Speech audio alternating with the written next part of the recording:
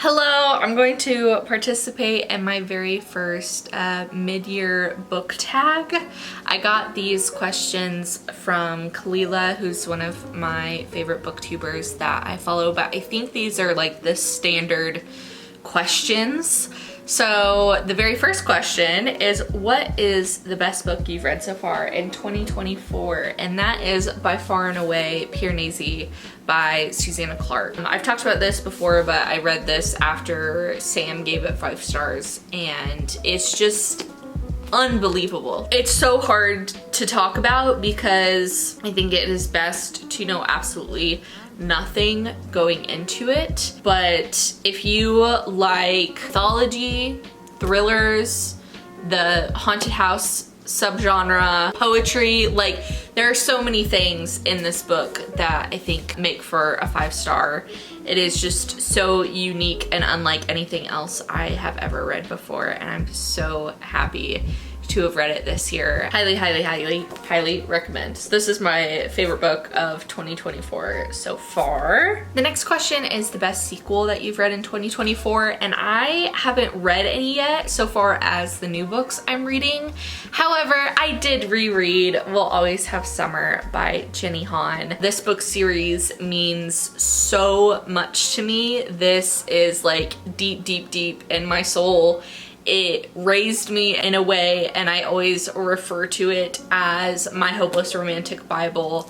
I've been reading these since I was 12 years old, and I am so excited to see what people think about the ending of the series once the TV show comes out next year. But yeah, so not new to me, but still my favorite and only sequel that I've read this year. A new release that you haven't read yet but want to, for me, is The Ministry of Time. I have heard nothing but beautiful things about this book. I absolutely love the minimalistic but still intriguing cover. I have it on hold from the library right now, and I'm hoping to get that before too long, and I'm also hoping that I haven't raised my standards too high for it. In that same vein, my biggest disappointment of the year so far would have to be The Fury by Alex Michaelides. I still gave this 3.5 stars. This wasn't a bad book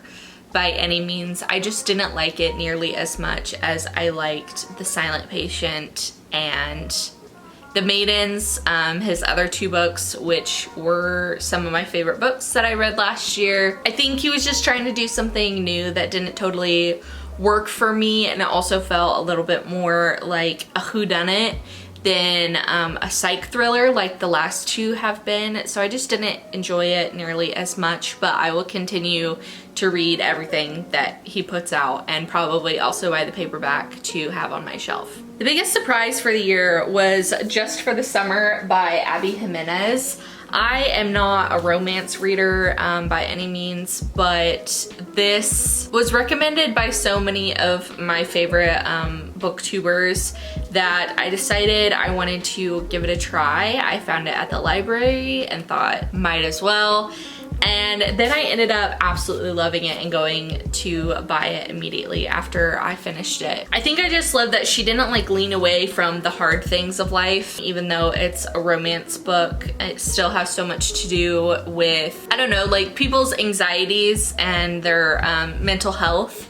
And so the like, you know, the third act breakups or the miscommunication or whatever didn't seem that unfounded because it felt so realistic.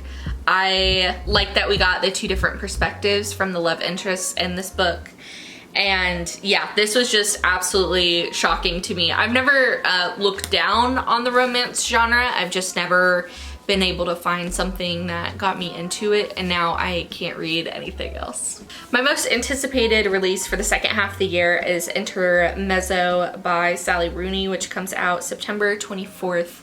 I really loved Conversations with Friends and Normal People. I don't know, I think I like her like dry writing style, and her characters I think feel very realistic without bordering on too much of the like hot mess express or man-child thing that I'm super like over right now. I think her characters never feel like caricatures to me. They feel like real people and people that aren't always like interesting or wordy or have something beautiful to say, and I really, really love and appreciate that. But then I could not get into Beautiful World for like the life of me. So I'm hoping that I will like this one, but obviously I will try to read it regardless. My favorite new author from the year, debut or new to you, I'm gonna go with either Abby Jimenez, as previously discussed, or Susan Cain. This is the only nonfiction book I have read this year so far. It's called Bittersweet: How Sorrow and Longing Make Us Whole. And it's basically the idea that, like, I don't know, I think I like her like dry writing style, and her characters I think feel very realistic without bordering on too much of the like hot mess express or man-child thing that I'm super like over right now. I think her characters never feel like caricatures to me. They feel like real people and people that aren't always like interesting or wordy or have something beautiful to say, and I really, really love and appreciate that. A person who is like romantically in love with the feeling of bittersweet, what that means and why they are that way. And I am a person who my entire life has said that bittersweet is my favorite feeling. Those are my favorite books, my favorite movies, my favorite songs. And so when I saw this on a bookshelf in Savannah while visiting Sam, I immediately bought it and read it over the next week or so. I really, really loved what she had to say about it, and hopefully we'll get to reread it at some point. She also wrote another book about being an introvert, and so I feel like we must just be very similar people in real life, but I will be picking that up at some point, and until then, she is one of my favorite new authors that I've read this year. These next two are hard for me. We have newest fictional crush and newest favorite character. Besides the romance that I've been reading lately, I do not tend to read books that have characters that you are supposed to like or men that you are supposed to have crushes on. Usually they're the problem in the book. And so I feel like I have to go with one of the two romance books that I've read recently, because there's not really another option. And so I'm going with either Justin from Just from the Summer or Benji from The Dead Romantics. But if I get to include not newest fictional crush and I get to pick a book that I've already read, I did reread Daisy Jones and the Six at the beginning of the summer, and I love Billy. I don't care.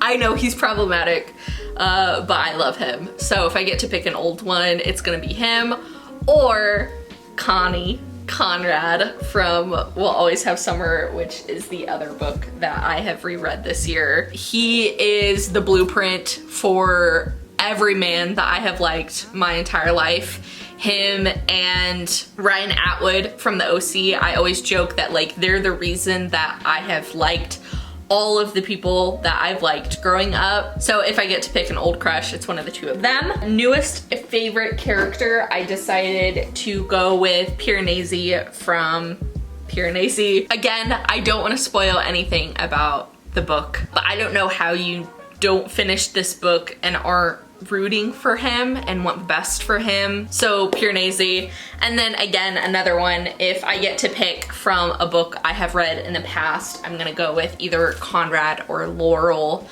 Belly's mom from the Summer I Turned Pretty series. Books that made you cry. I'm a little bit bitter about this one. Growing up, I had only cried in about 5 books. I cry in movies all the time, but books were never something that made me cry for some reason. I don't know if it's the medium, I don't know. I didn't used to cry when I was reading books.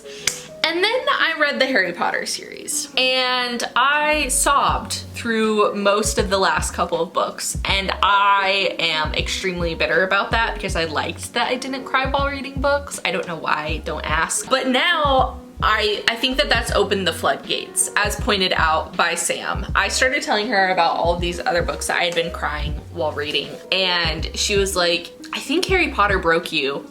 And I was like, yeah, I do too. Thanks a lot for that. So I have cried so many times this year. I cried while reading The Book Thief, which I don't know how you're not supposed to do that. I cried while reading The Spectacular Now. If you watch my young adult TBR challenge, there was no way that I was gonna make it out alive after reading this book. I also cried while reading Turtles All the Way Down, partially because of the book, but partially also just because I had this like beautiful sappy moment about like growing up reading John Green's books and still reading them 10 years later and them still affecting me this much. I think I shed a tear during Just for the Summer. I shed a tear during The Dead Romantics. Like that's like I've already like doubled the amount of books that I had cried while reading, and I'm not happy about it. On the flip side, books that made you happy. For the same reason I put Turtles All the Way Down. I just love that he has continued to teach me things and be relevant in my life. I also loved that this book is set in Indianapolis, where John Green lives and where I'm from. So it was fun to get to picture that while reading. I also put, for a book that made me happy, Bittersweet, once again, just because I felt very seen by this book. I love a review by Glennon Doyle on the back of this book that says, "Susan Cain has described and validated my existence once again," and I feel like that perfectly sums up why this book made me happy. The next question is most beautiful book that you've bought so far this year. And as you know, I've been trying to do a book buying ban while I read through my TBR, so I feel like I didn't have too many choices for this. One of the like 2 books that I've broke my TBR book buying ban for was The Devil's Grip by Lena Wolf. And this is just the most like Kelsey book cover to ever exist. I love it so very much, so I'm gonna go with this one for that question. And then the very last question is, what books do you need to read by the end of the year? And while it's not necessarily a challenge that I need to finish by the end of the year, I have 54 books left in my TBR challenge. So those are the books that I need to read by the end of the year. So that is my mid-year book tag. For the year, I guess let's look at some stats from Goodreads. This year, I have read 21 books so far. My goal for the year is 50, so I'm 2 books behind schedule. All but a couple have been off of my TBR. Bittersweet is the only nonfiction that I've read so far. Actually, that's a lie. I read Priscilla Presley's memoir, Elvis and Me. That was the very first book I read this year.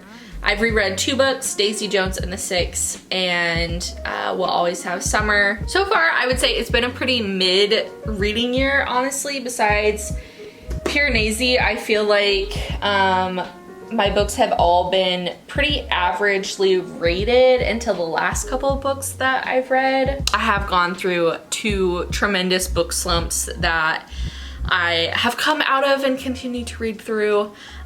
So hopefully I've gotten those out of the way and I don't have more this year, but I'm sure I will. But otherwise, it's the end of June already in 2024. That's insane.